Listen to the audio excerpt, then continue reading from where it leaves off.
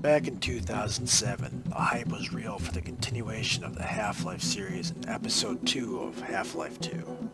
Valve decided at the time to use it as a further jumping-off platform and threw it in a remarkable bundle called the Orange Box, which included the entirety of the Half-Life 2 experience, the multiplayer sensation of Team Fortress 2, and, of course, the surprise hit Portal.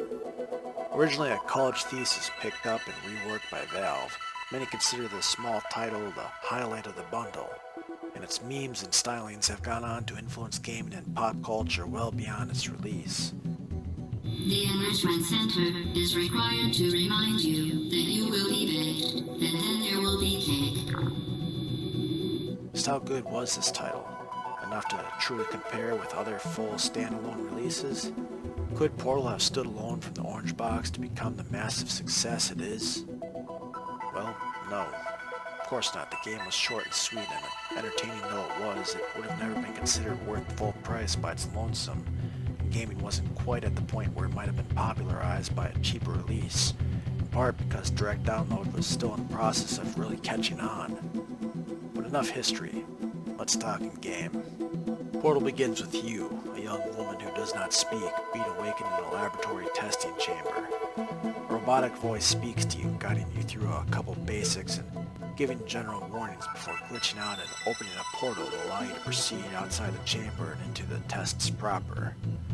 Quickly you'll find yourself the only person in an obviously deteriorating facility.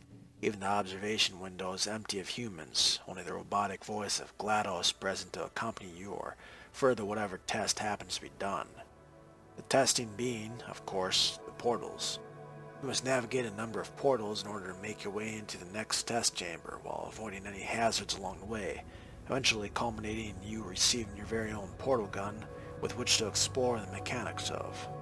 The testing is basic at first, slowly acclimating you to the abilities and limitations of the portal gun and how you can move through it, all while GLaDOS quips with a strange and often dry sense of humor, until the final test rooms offer up a series of tests to put all your knowledge on the block. This is the last of the sterile environments as you manage to break free and get off the rails to escape, sending things into a faster and faster pace as GLaDOS tries to bring things back into order, to no avail. It's a very simple escape story with really only one character present, GLaDOS, so a lot is on the line for it to pull its weight and make things compelling. And that it does effectively, providing a continuous stream of humor while alternating taunting you and dangling a carrot in front of your eyes, while being every bit as dastardly as you eventually make it out to be. The Enrichment Center is committed to the well-being of all participants. Cake and brief counseling will be available at the conclusion of the test.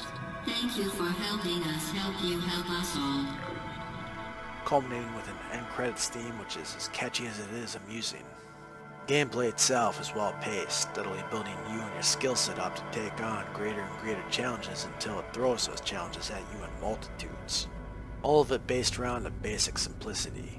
One button creates one portal, the other button creates the other end of that portal. You exit with the same momentum you enter with. Portals go on white walls, not brown or metal walls, not glass, not water. The advancement comes in utilizing this, reaching ledges or heights, and the simple objects the game creates to open the world up, buttons, timers, and deadly energized balls of eventually exploding something, and their launchers and containers, typically to the purpose of raising some platform or door. Then, of course, there's the turrets, cute little avatars of your death, which might fill you full of holes and apologize later.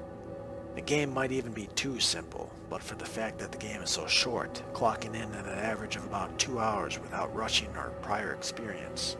This simplicity also means the puzzles are rarely difficult, with the only real difficulty being advanced alternative versions of existing tests, which typically have the same or similar solutions, but only require far greater motor control. There are also certain lulls in the game.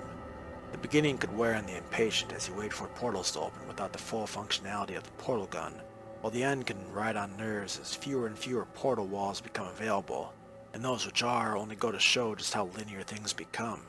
I also wouldn't call much of the endgame very fun to look at, full of dull machinery which stands only marginally worse than the dirty, dilapidated, sterile white of most of the game.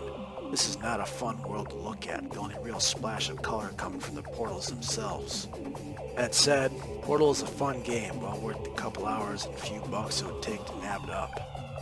Some might not be so impressed with it as others, especially with much of the entertainment coming from what GLaDOS might spout next, and her dry, often chaotic and ridiculous humor won't resonate with everyone, and the puzzles are cute, but not trying, with sections of the game requiring you to wait for something new to open up. We don't like the aforementioned humor, have little standing patience, and want to challenge yourself. You may wish to spend your time elsewhere. To most everyone though, Portal is a short enough and easily accessible enough game that I recommend giving it a try.